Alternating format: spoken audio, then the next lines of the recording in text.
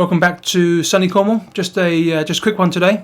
I did a shoot probably a couple of months ago now with Doug and Gabby, who are a couple that have moved down from London and now living in Cornwall. It was for an article in The Guardian about people that have moved down and relocated. But unfortunately the shots weren't used in the end. But still, got some nice images. Yeah, it was good to meet them, good to hang out. So you can see it's natural light. It was a nice sunny day, a bit windy, but nice sunny day. So shot mainly with natural light.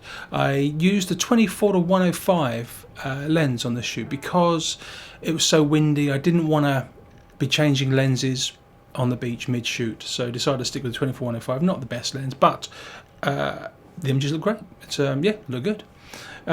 So we did 3 or 4 setups, just moving them around, trying to get different views of different background stuff, and then got out the Pixapro CITI600, the battery-powered head, firing into a Photek Softlighter, just to get some more kind of stylized shots. So underexposed the background, underexposed the sky by a stop or two, and filled in with the flash, just to get something a bit more, yeah, a bit more stylized.